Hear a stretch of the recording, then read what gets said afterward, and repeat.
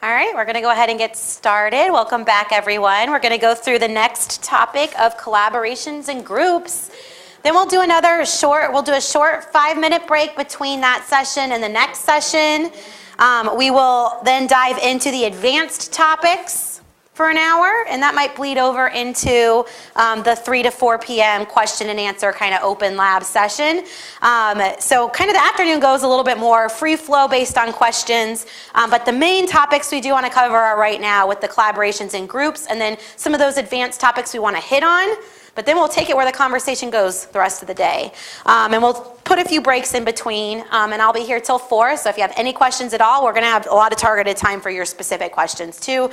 I can circulate, work with you on your individual courses, any recommendations you need, or I can even demo for everyone some advanced tools and other features. So we're going to talk right now about groups and collaborations. Let me get back in the mode of this. Let's see. All right, so we've talked about a whole lot of stuff. What about inside of a course?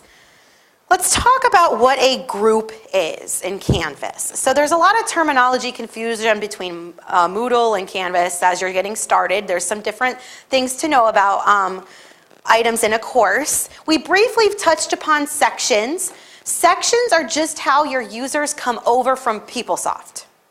So sections are really, you have one section per course that comes over, and it's how your students are grouped, like a Monday, Wednesday section, a Tuesday, Thursday section. And with sections, you're able to differentiate deadlines in that assign box we looked at. You're also able to filter your grade book and places like that by section. Now that's really the only uses of sections. We don't use sections for collaboration. Students in sections can't just work together and do all these things together. If you want to get into collaborative learning, you want to build groups. All right? Groups is that place where students can collaborate with each other. They can have shared resources. They can work on targeted projects together. It's also a place where you as a teacher can communicate with just a small group of students. So maybe you have different students in your class working on different things simultaneously. It's a great way to share very specific things with different groups of students. So groups can be used in a lot of ways. We're going to take a very thorough look at how to build a group. Look at the context of where you would use a group, and then I'll answer your questions about that and kind of clarify groups versus sections. But we really just want to take a very thorough look at groups. What are they?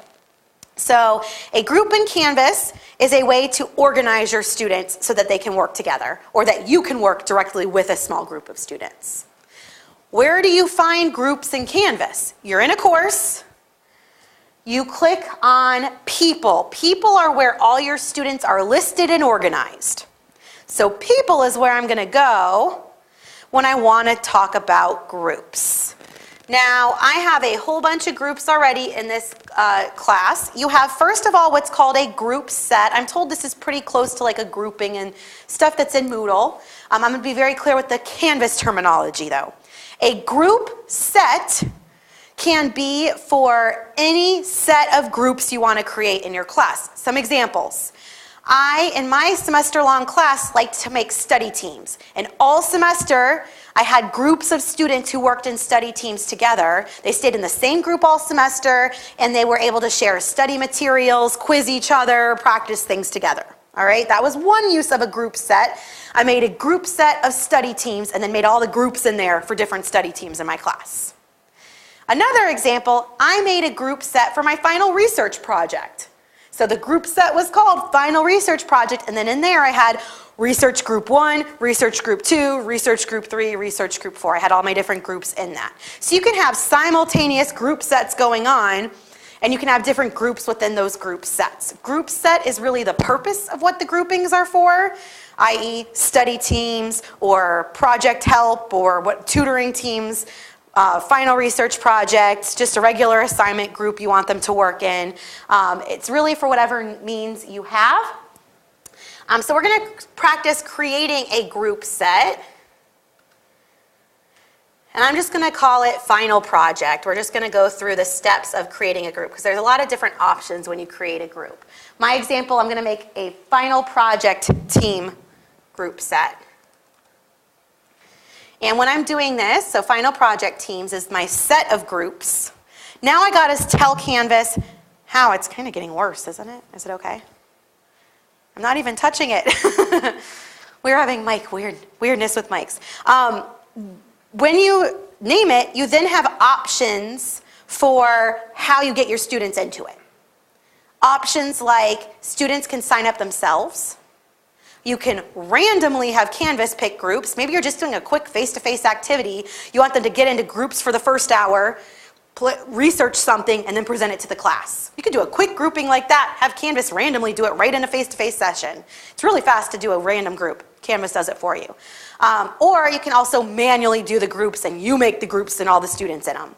Completely optional. Students sign up, it randomly does it, or you do it. Those are your 3 options for groupings. So once I name the group set, I'm going to now pick how I want Canvas to do it. If I choose self-sign up, I then have some other options. So students will be notified they can sign up for a group. If I choose, they can self-sign up. There's this option below, require group members to be in the same section. If you're teaching a course that has your Monday, Wednesday, Tuesday, Thursday, your Friday section in it, has like 3 sections in it, do you want them to be able to work across those sections or just with those that they're in the same exact course code and section with? It's completely optional. I know when I did my science fair projects, I let them work with anyone that I was a teacher for. They could work in any of those groups, but you might have something specific to that date and time. It's completely optional. Then you can also determine how many groups are made. So if I have a class of 30 students, I might make 10 groups.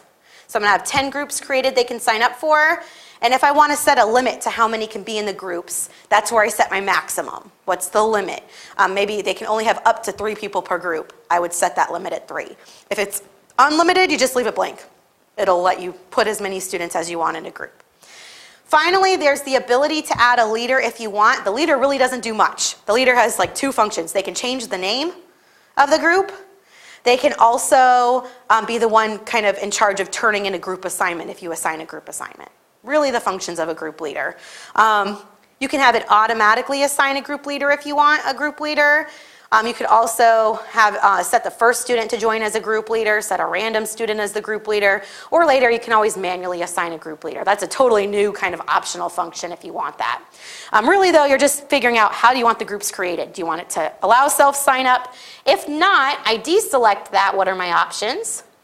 If they're not self-signing up, I can have right here split students into 10 groups and I can now have it random.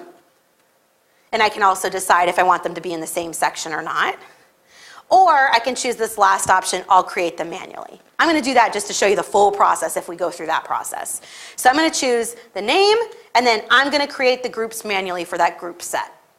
So I'm going to click Save. I now I'm in a course with students. I have my group set created. It's called Final Project Teams. I'm now going to build the groups for that. So I can have names for their projects, or I can just call it something like Team 1, Team 2, Team 3. If I want to limit members, I can. So I'm just going to build a couple groups here. Team 1, Team 2. Call them whatever you want. All right, so once I have some groups, here's how you add users to those groups. The little plus button next to each student's name, you can just click and put them in a group like that. Or you have those dots. If you were in an earlier session, you see these dots everywhere in Canvas. Anytime you see those little dots, it means you can click and drag. So here's another place you can click and drag inside of Canvas. Besides modules and other areas, you can click and drag here and just drag them to the team you want them to go in. And I get the question, well, I can't see which team, like who's in the team already. There's a little drop down so you can have this opened up so you can always see. So you know not to add students to teams where they shouldn't be. You can have it very visual like this. So that's if you're manually creating groups. You can build the structure yourself, or you could have said students sign up, or you could have said it's random, and then this would already be created for you. What if you do random and you realize, oh, those students should not be together? You can still come here and fix it. So just because you have self-sign up and random, you can still come change it. So don't feel like you're stuck. Again, I think that's a theme we've heard all day. You're never stuck. That was always my fear as a teacher. I taught 15-year-olds. I mean, I had to really micromanage groups in my class. So you can always come here and fix it if you need to. If students, I also got the question a lot the past few days, what if students come late into the term or they're, a new addition from another teacher or some kind of weird thing like that, you can still easily just get them into a group. It's not a problem to add them to an existing group. Really pretty straightforward to do that. You always just come back to this space. So I'll show you how I get here again. Once you have your group set created, you just click on the tab under People and it takes you to that group set. That's it. That's how you get there. You go to People. There's your roster. If I want to go to that specific group set, I just click on that tab and it takes me there. Now, how do I get to a group space? This is the biggest advantage of creating groups. You give students their own space to collaborate that you can oversee. That was my biggest frustration as a teacher, is if I assigned a group project, I have no clue how they're communicating outside of class. Are they using Skype? Are they using email? Are they doing something else? Are they even talking to each other? I never know how they're collaborating outside of class time. So this gives me a chance to see how collaborative and communicative they're being with each other. Really a big benefit. So there's a place called a group homepage. It's what you give students when you create a group. As soon as you create a group for them, they get a button on the left. Yours looks like this at UMN. They'll have a button right here on the left that says groups. That's how they get to it every time. As soon as they're added to their first group in any course, they have a button for groups. Easy to get to their groups. Every single time they enter Canvas, there's a button right there to get to them. What does that group space look like? Well, as a teacher, I can go see their groups, or they can get to their groups. I'm going to People. I'm going to show you a group that's already been set up in one of my classes. I'm going to my student teams. To get to that group space, you just go next to the group name, that little gear. Always click the gear. It means options. In this case, it allows me to visit the group homepage. So this is what students get when they have a group. It looks kind of like a mini course. They have a lot of tools they can use here to collaborate with each other. And me as the teacher, I can share things specifically just with this group of students. That's an advantage of a group. So they don't have any graded content here. No graded assignments, graded discussions, graded quizzes. Nothing graded here. This is a space to share resources. So on the left-hand side, something like announcements. They can post announcements to each other in this group. Or I, as a teacher, can also post announcements. So if I come to this group space and see, oh my gosh, they haven't been doing anything, I'm going to immediately post an announcement. Hey guys, I noticed your team hasn't started working together. Make sure you get started by Friday. I want to see some communication in here. I did that in this group. I had a getting started announcement I sent, and all students in that group would get that targeted message. So we talked about announcements being a blast to the class. It's a whole class thing. Well, this is a way to kind of target then, if you do want to communicate just with specific groups of students, you can leverage groups that way. So students can announce with each other. They're essentially all teachers in this little tiny environment. They can all use all these tools that teachers would be able to use as well. If I go to People, I'll show you what you see. You see all the group members, and then you see the teachers that are able to interact with this group. So you always can see who's in the group, who can interact in it. Students can use, and teachers can use pages. I could create a page for them to work on, or they could create one themselves. Here's one called Schedule for Project Work. They just started throwing together an idea of what they're going to work on each week. It's just a blank space. They can collaborate if they want to. Discussions, they can have discussions with each other that only they see. They have two discussions going on right now, project topic ideas and project materials. They're discussing what they're going to use for their project. The discussions are not graded. This is just a space for collaboration and communication. They can share files. Maybe one student in the group's working on a PowerPoint, one student's working on an agenda, one student's working on some ancillary materials. They can use files to share things with each other. Or maybe I have a guide. I assigned a very specific project to this group. I could give them a guide just for this group in this file space, something very specific for them. Maybe they're doing a topic that only this group's covering, like DNA. I could then get all my DNA resources as a teacher and just share them with them in this group. It's a way to target smaller groups of people to communicate with and share resources with, and it allows students to collaborate with each other. That's the essential components of a group space. Students also have this bottom option for collaborations. They can create editable Google content that they can all work on simultaneously. We're going to go into that in a minute because that button collaborations is not just in a group. You can have whole class collaborations too. So I'm going to show you in a class environment that same functionality. Groups can start their own collaborations or the teacher can start a collaboration for groups. We're going to look at what that looks like, but that's just an option in a group space I wanted to point out. Conferences is turned off because we use a tool called Big Blue Button in Canvas. You all have WebEx. So they turned off the conference button inside of Canvas. Just so you're aware, you see it here, but it's not really there for you guys. Yeah, so function of a group. You give them this group space. It's easy for students to get to. And they can now, if they have, maybe they're in study teams, they can share all their study materials. I've seen some groups where they have discussions every single unit of study. They'll have a discussion of like quizzing each other in the discussions of practice test questions or sharing study materials, sharing notes with each other. So it's a good forum that you can oversee. You can come here anytime and see what students are doing in this space. You can even comment on it, reply to it, post about it if you want to. You can even go, when you go up here where it says switch group, students can't do this, obviously, they can only see their group. But you as a teacher can just go quickly from group to group in your class and quickly check on all of them. It's just that little drop box on the left. Go from group to group, see what they're doing periodically. So it's a nice way to oversee collaborations. It's also a great way to target what you're sending out as resources or communication to specific groups of students. That's the essentials of a group space. Questions about how to build a group and how to use a group space. We're going to keep talking about groups and collaborations and all that stuff, but anything we've talked about so far, are there any questions about that? Yes? Well, I have a couple questions. Yeah. So if you named your group Group 1, yes. and it's going to, and it's outside of your course, and Yes. it's going to be like, I could be in 10 group ones? Yes. So I'm going to clarify what she's asking because so the mobile people know. If you name it just something generic like group 1 and other teachers have like 10, they have 10 group 1s from all their classes, they're not going to necessarily differentiate what's from class to class in their groups button. So it's definitely a good consideration to have a naming convention for your groups. Yeah, like biology final project 1 would be a better naming convention for that. Correct. Perfect. Other questions? You said you had a few. Well, I want to give other questions. I think you're it. You're the one. Can faculty change the look of or change the options or within groups? So No.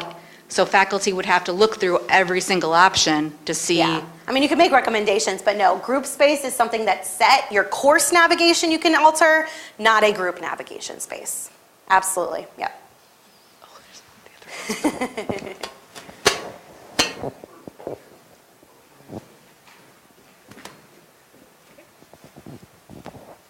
Piggybacking off of that, was there a place on the group, on the groups page in your course site, where you could see what new discussions or what new activity was in that group? There's no feed from groups. The only thing that will be a feed is for students. Students will see when they have a new discussion or assignment, something like that, it'll pop in their to-do list, but they're not, or in their group list, they're not going to, teachers won't get a notification about it. Okay.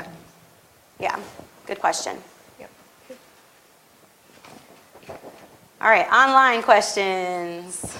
Yeah, so we did have one online question specific to this, and it was, can you upload a CSV of groups and members? So is there a way to have an Excel file or something like that? So There you can is, auto-populate? but it's an admin role. So admins can create groups and structures from an admin perspective, but from a course perspective, no.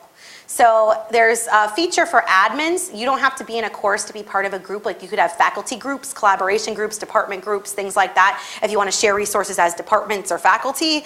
And that can be done through CSV. But at the instructor level in a course, no. Okay, and there are two overarching questions. Do you want those now, or would those be more appropriate after you get a chance to run through everything? You can ask them now. We can kind of segue to it unless you think it's better later. It doesn't matter. So one of them is just, is there a way to transfer content from a different Canvas account from a previous university to my current class? Okay, that's a very specific, unique question, but yes, a lot of faculty teach multiple institutions. So if you do have an account with another institution, if you export your course content, you can import that file package. Doesn't mean it comes over perfect, but it really most often does. So you can export. It gives you like a little zip file in the settings of your course, export, and then you go back to import in the course inside of your other instance, and you can pull in course material. You just have to do it course by course from your other account. Would Commons be another good answer for that? Yes, but you would have to share publicly unless your schools have a consortium. Because in Commons, you can share privately to just your school or to the public, or unless your schools are a consortium together where they share together. Otherwise, you're just sharing your whole courses publicly, which you probably don't want to do. So yeah, the best route is export your course content and then import in the other instance to courses. That's the best way to transfer from one institution's Canvas account to another institution's Canvas account. And the last one is around the grade book. Do you want to hold off on that one? We'll wait till the advanced session for some of those because they're off this topic. Will do. Got it. All right. We'll go back to any online questions that are relevant to other topics in the advanced session next hour. Any other questions in here about what we've seen so far with groups, though? At least it's pretty straightforward. What you see here is kind of what you get, right? Knowing this is for collaboration, but also targeted communication for small groups of students. What else can you use groups for? So this is giving them a space. You don't have to assign them anything as a group. You're literally just giving them a space in this context. What if you do want to assign like a group project? You can still build a group exactly like this, same process, except when you're in the specific assignment, and I'll just point out really fast up at the top, here's how you get back to your course. You just click the breadcrumb trail. If you ever get into a place you don't know how to go back, you can always either click back or there's like a breadcrumb trail up at the top. Canvas always tags wherever you go. So I can just click back to these like early breadcrumb trails and it takes me back to my main course environment. It'll eventually get me back home if I keep clicking there. So we were in people and we created groups there. That's where we started. Now another context of groups is I want a group project. I do the same thing though, go to people, make the group set for that group project. I just have to then make the assignment and tell it to be a group assignment. So you can do group discussions and group assignments. I'll show you an assignment. It's the same way you set it up. So I'm going to go to an assignment I already created. And to make it a group assignment, when you're editing the settings of the assignment, so you're building an assignment and you want it to be a group project, there is a little checkbox right here. This is a group assignment. It's all you do to denote it as a group project. What does that allow you to do? Well, it immediately, if I don't select this, assign grades to each student individually, one student in the group could submit, I can grade them all at once. Saves me a whole lot of time giving feedback for students. I ended up switching a lot of my stuff to group-based work because it saved me a lot of time and I could give more instant feedback. So that's one thing you can do with it. It saves you some time grading and gives feedback automatically to everyone unless you don't want it to. You can turn that off if you want. Now, I can create a new group right from here, but I tend to like to go to people and have all my groups set up ahead of time. So then I'll come here and just pick the group. Let's make it my final project teams. Now I'm assigning this assignment to all those different project teams. That means if one member of the team submits the assignment, it's going to go to all the team members, and I can grade them all at once. They can also use that group space to collaborate on this assignment. All right? So I'm building an assignment, and I'm turning it into a group one. So I pick the groups I want it to go to, and bam, I have a group assignment. It's just that one little area of assignment instructions to turn it into that. So you can have graded content that's group-based. You can have the group space just for collaboration communication. One tool I want to point out that's not just in the group space, so students can use this, but it's also you as a teacher can use this in your whole course. There's a link on the left for something called collaborations. Let's talk a little bit about collaborations. This is a way for students to collaborate on Google content. There's an old integration and a new integration. Some of you have both and don't even know it. Before we had a new update to Google, Google used to only be integrated where this is the only place it was. And all you could do was a Google Doc that students could share. That's it. That's all Google used to do in Canvas. Now, there's a new integration for Google. You don't just have a doc option. You can have students collaborate on slides and spreadsheets as well. You also get the Google Drive button in your classroom. You can make Google assignments. There's a lot more places Google is now located in Canvas. You don't need to know all that for this session, but just know if you want to have more options for collaborations, you can turn on the new integration. And I'll show you the steps for doing that right now so you know how to get this turned on. I don't want just assigning docs for students. I want them to be able to create. Maybe I'm in a 3-hour session. I split them up into teams for an hour. I want them to research something and then present it to the class the last hour. I can make them their own slide deck to collaborate on if I want to. And they can make a slide deck for the class to present to. So you can build not just docs now, you can build slide decks in Excel spreadsheets also. So let's look at how to turn that on and then I'll show you how this feature works. To turn on the ability to have more collaborative options, it's in the settings of your course. Anytime you turn something on or have a detailed option, it's in settings. And it's on the right-hand side called feature options. And it's this external collaborations tool. What this feature options area is in your settings, it's the last tab. It's where your admins, like your actual Canvas admins at the institution, can say, we want to let them try this feature or we don't want to let them try this feature. They have control over what new features you can access. They give you the option if you want to use this feature. That's why we're coming here to turn it on. Your admins completely control this space. So I will suggest if you want to have more than just a Google Doc that users can collaborate on, you come to Settings, Feature Options, and turn this External Collaborations tool on. That's all you have to do to have that option available. So Settings, Feature Options, External Collaborations tool. That's what you want to turn on. Once you turn it on and you copy this course next semester, it's already on. You don't have to keep doing it from semester to semester. It's just a kind of a one-time thing for your courses. Bless you. All right, so now that it's on, we're going to go back to collaborations and talk about what is a collaboration? So because I turned on the Google Apps integration just now, I now can have a document, a spreadsheet, a slideshow. What does it look like when I create one? Here are some already created. I created a sheet that students would collaborate on, and I assigned it to sets of students. So it's a way to have students working simultaneously on something they're going to use for the class, i.e. a whole class brainstorm. For some of my video production projects, I've had students list all their project ideas there so we could discuss as a class.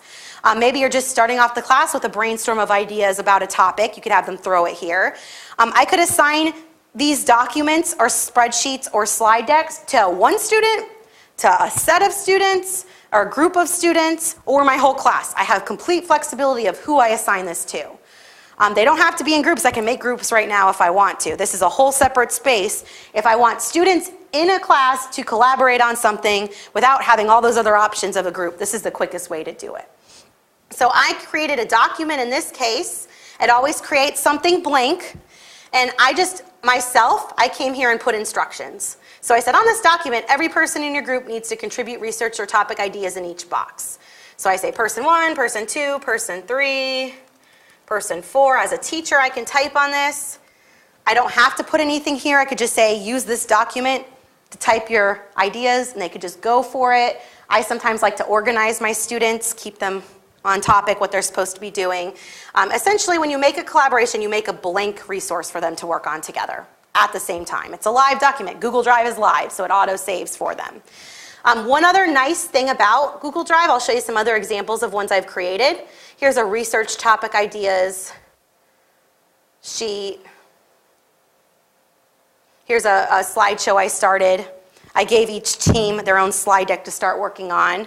So you can create a slide deck for them that's blank. Here is a place they could share project topic research. Just gave them a blank document to start putting their research on. Didn't even type anything on it. Just start typing your research here. I have another example. Here's where they were brainstorming topics for a music video, and I told them they put their name next to the topic they suggest. But another nice thing about it is because it's Google, as a teacher, I can see who has edited it. It's great if you want to track that. So I like to go to File, Version History, and I can see who's edited when. I pretended to be these students, so it's all me. But theoretically, you would see different students' names there.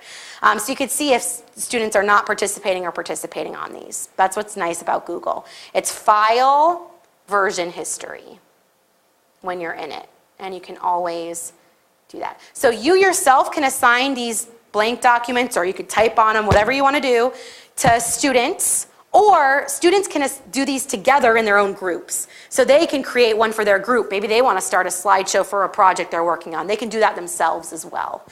So if they're in a group space, students can also create these. But if you're in the whole class space, only the teacher can create these for the whole class. Let's go through more of how to do this, and then I'll answer questions about it. I gave you lots of examples here. Let's go through for the process of creating it. So I'm going to click Start a New Collaboration. Now that I have the new integration, I can either choose, right here when I start to make it, collaborate using a Google Doc, or I now have Google Apps. Google Apps is going to give me those more options. So I can click that, and now look what happens. I can pick if I want a document, spreadsheet, or presentation. So maybe we're doing that scenario I gave us earlier. We're in a face-to-face class. We're going to research in Teams for an hour and then present our findings. So I'm going to make them a little presentation slideshow. I'm going to name it. I'm going to say research. I'm going to say class research findings. You can also add a description. That's where you could put instructions if you want. Use this slideshow to present your findings from your targeted research topics. You need all sources listed. You get the idea. And explain. Be as detailed as you want. And then you go to assign who you want to collaborate on this. This is why it's kind of nice in an impromptu face-to-face section. Look how fast it is to assign. You could do it randomly. Just start clicking students' names. I could click everyone in my class if I wanted to and just say, everyone, brainstorm on this. Everyone can do something. Or I can just do 1 or 2 students brainstorming on it. Or I can even, if I have the groups already set up, I could go to groups and then assign it to a specific group of students. So I'm going to say, all right, Team Avengers is going to collaborate on this slide deck. Submit. And I now created a collaboration for those students. So it's nice for just a quick place for students to collaborate on. This isn't a graded assignment. You can make a graded Google activity as well. We'll go over that in the advanced session. But it is a place to quickly go, and if you want to do on the fly some kind of quick presentations, maybe you have a spreadsheet, you want them to record data. When I taught physics, we would do experiments, and this is one of the ways I'd have them record their data from their teams. That way the whole class, I could show the spreadsheet of all their data right in this space.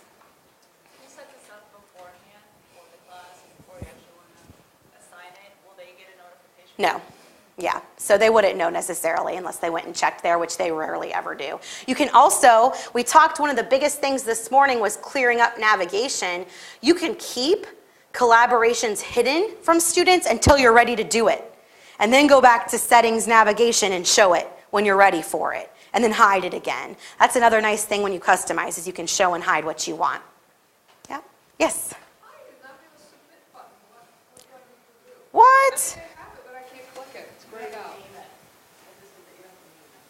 You have to what? Did you fill out all the details? Yeah, okay, that's it. Thank you. That's why we have all these experts. We're all going to figure it out. So I had a question about how you clarify this for your students. Let's say it's a group assignment that you do want them to turn in. So do you create a collaboration for them? I can. You can, and then remind them that one of you actually has to submit the collaboration when it's done, or do They you don't not submit use the collaboration. Collaboration's more for brainstorming and getting their ideas together. The final product will be submitted through the assignment tool. Right, no, I know, but I mean, let's say, so they're supposed to be writing a report together. you could set that up in collaborations Yeah, for them so they they would can work just together. download and submit under the assignment tool. Oh, okay, so and do students get confused with that, that all of a sudden it's haven't like the ever same assignment in two places, we thought we had it done because we made a collaboration, or they can't make Students collaboration? figure out groups way faster than teachers do. And I say that because my 14, 15-year-olds were telling me how to use groups. So really, I learned this because I had put students in groups and I learned struggling through with students in groups. Like they figure this out way faster. Even if they've been in like coming from high school to higher ed, they're used to this type of a structure.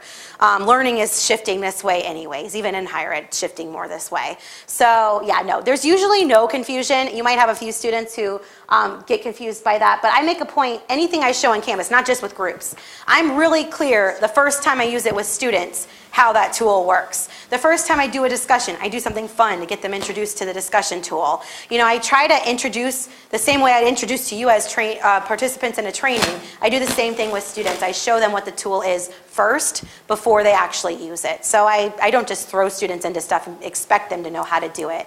But honestly, after faculty start to use these tools semester 1, semester 2, I mean, students know how to use it. It's way faster for them to pick this up than us. It's a lot more intuitive to them. Yes? So does it matter who the person is who has set up the? Yes. Okay, Yes. so say you have an instructional designer who has access and sets up a bunch of them. Does that mean the faculty don't have access to those Google Docs or collaborations or? Right. So you just have to request access and they give you access. Like when you go to it, when you click on that collaboration, so if you're all in the same course together, you have access if you've been assigned that collaboration. So let's say you're a teacher, you're a teacher, you assign the collaboration to Joe, Bob, and Sue. Joe, Bob, and Sue won't have to request access. They automatically have access. But if you're a teacher and you have another teacher in the class, but you created that collaboration, then that other teacher, because they're not part of the collaboration, would have to request access. But it's a click. I mean, they just click request access and they just have to be approved by that user.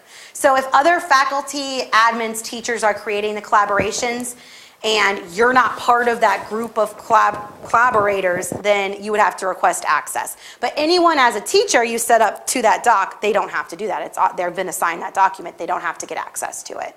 So it's only weird cases where that would happen. Like if I went to another class I was teaching, but the other teacher set it up, I might have to request access for their document. It's a good specific question, I like it. Yeah, this is a good time. Any other questions about groups and collaborations? It's pretty much the gist of the topic. We tried to keep this one a little simpler. I'm not going to dive much deeper unless you have a question relevant to it. Does anyone want to learn anything else about any questions relevant to it? So there are several questions online. Yeah, let's go to those. So if we use assignments for groups, will they see each other's submission? The students will in the group, but not outside of the group. So yeah, students in the group will. So inside of their own group, Yes. they'll see it, but they Yes. won't see other group Correct. submissions. Got it. And then for Google, are shared docs essentially to anyone with a link so they would be available to students on multiple campuses? Anyone you add in this way to a document, as long as their name's on the document, no matter where they're accessing it from, as long as they're in your course and you added them to it, they have access.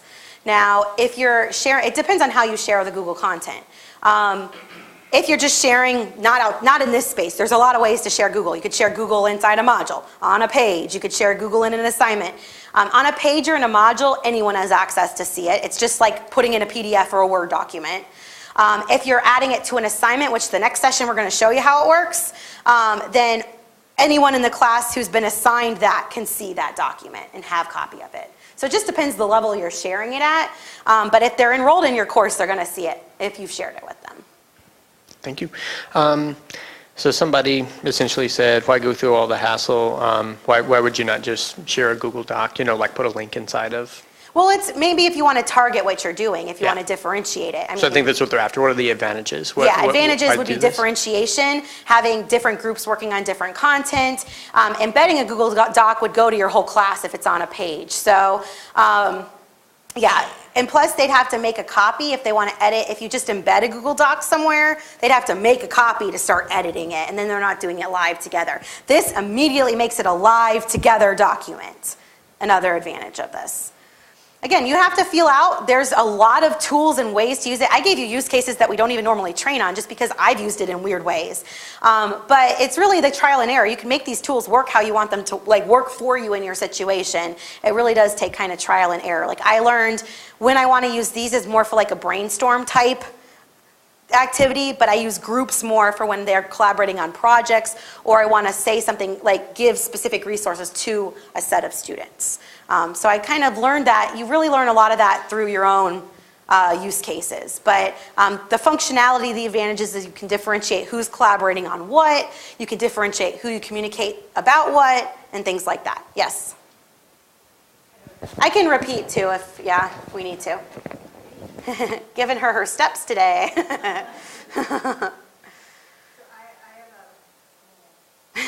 The bottom turns it on.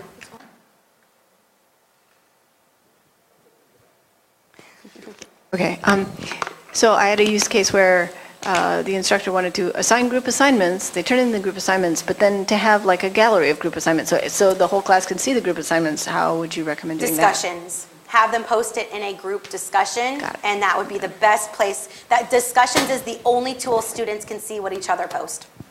Absolutely, great question, because yes, I encourage sharing as much as possible.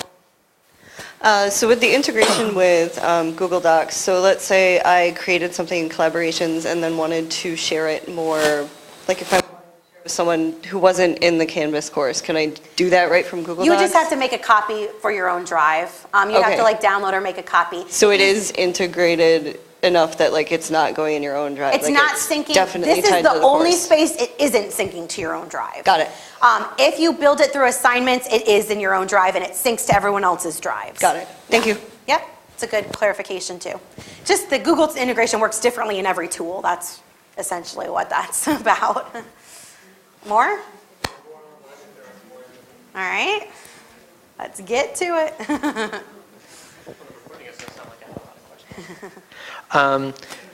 So they're asking, so if you have one document you want each group to do, can you add both groups or do you need to do the groups individually? If you want both groups on the same document, you do it together. If you want them to be working separately on their own, just different versions of the document, you do it separately. Thank you. Yeah, it doesn't mean you can't copy and just paste your stuff from doc to doc. I had people ask, well, what if I have something already in my Google Drive I want as a collaboration? If you're copying from a Google Doc to a Google Doc, it copies perfectly. It's literally just copy paste. It's really easy to do that. If you have a spreadsheet already set up in Google, copy paste. It's 2 steps or 2 clicks to get it to there if you need it to. Yeah.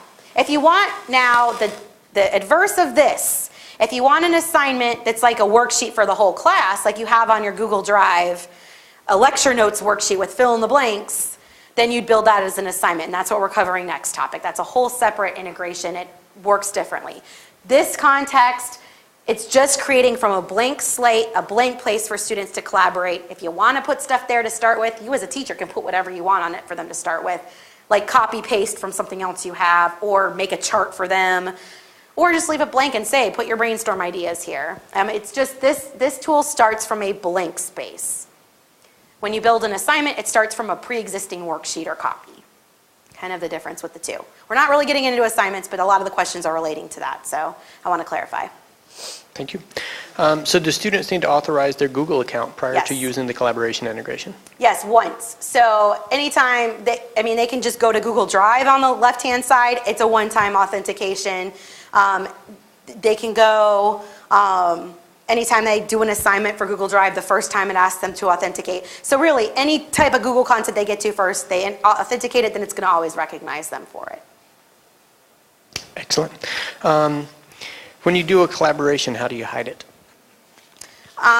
When you're done with it, you can delete it or you can hide this tab here for collaborations. So if you're done with students collaborating that week, you can go to Settings, Navigation, and hide it again. Yeah, or if you have collaborations just assigned to specific groups, only those students see it. It's not going to show to the whole class anyways. Students only see what's been assigned to them. You as a teacher see all of it, but all these different collaborations are assigned to different people, and students only see what they've been assigned. Got it. We have somebody who's having trouble getting the authorization for Google Apps. They can get it for Google Docs, but not Google Apps. So they didn't leave their contact information. So if Yeah. they want us to follow up with them, please resubmit and just leave an email address so we can get back to you. So they say they created a document, but don't see the actual document to add to. You click on it once it's created. So once you save it, I just click on this and it takes me to it. That should resolve that. Not, there could be an error or something, but I mean, yeah, you just click on the document once you save it and it takes you to it. Okay. And we do have a follow-up on the Google Docs being available. We have multiple campuses. No way of you knowing this. We actually have essentially 5 different sort of subdomains, and they don't share across. If you say share with the entire university, So if you're doing it like an doesn't. embed from your account from one, it's not going to Right. share across? So their follow-up question is, if all the students are inside of this Canvas course and you share it with them, should there be any issues? If they're all enrollments, it shouldn't be an issue, no. Okay. Yeah, if they're all enrolled in the course, it shouldn't be an issue. All right. Here we go. If you're doing a group final project, how do you create a folder to add different group assignments to for Google Docs? You can have multiple collaborations within the group space. If you do want to segment lots of different groups and collaborations, like collaborations within a group, you could go in the actual group space and build out the collaborations there. So if you want to give like maybe 3 different collaborations for a group, you could go in the group space and just build them right there for your students. I don't know if that answers the question. Yeah, I'm not sure either. That's all the context I have as Yeah, well. give us more context if that didn't help. Yeah. So the person that was having trouble with the getting logged in, just curious, do administrators have to authorize the use of Google Apps for individual users? I don't think that's the case. Yep, it's a personal thing. So each personal account has to Yeah, every do single it. user in Canvas, administrator, teacher, student, all the first time they use Google just authorize their account. It's because you're giving authority to Google, use it being integrated into Canvas for yourself. It's a one-time authorization, just like, yes, pull my account into here. That way you can use it. Got it. And then just an overarching question, why are collaborations in groups view versus the course view? So Course View just opens it up so that you could have people in multiple groups collaborating together. So you could have your whole class, or you could have like 8 students versus just the group space would be just targeted to that group only. No other groups could ever collaborate, or no other students could ever collaborate on that. So the course level just opens it up to more people and possibilities. Yes? I want to make sure we work with people for different universities that might not have, their emails might be not, there might be non-Gmail accounts or Google. I just want to make sure when you're saying authorize Google, it doesn't matter. It's like just the account that they're using in Canvas. It doesn't have to necessarily be a Gmail account. It does have to be a Google account. It does. Yes. Is there any way to integrate it if their university uses a different, or just it has to be Google? Well, there's, based? if they have Office 365, there's a whole Yeah. separate Office 365 that works exactly the same way. That Okay. university could turn on the integration for Office 365. Okay. Because I have it, I'll even show you. I have Office 365 too, and if you have that turned on, then you just have to authorize your Outlook kind of email address. If you have those, that's the workaround for that, but it does have to be authorized for Google users. You have to have a Gmail. Okay, so if we have, let's say, multiple groups, one from a university that uses Google, we can have Google assigned for that group. And if we have another group where we know that they use Microsoft 365, we can assign them 365. Correct. We just kind of have to know that beforehand. Know if it's specific to that university, correct? Okay, great, thank you. Yep. All right, questions good? We'll have more time. If you think of something else, we have that advanced and open session. You can ask anything you want. All right, we're going to take a 5-minute break. We'll start about 1:07 or 8. Give us some nice time. Stretch if you want. We'll start in a few minutes, about 5 minutes. Advanced topics.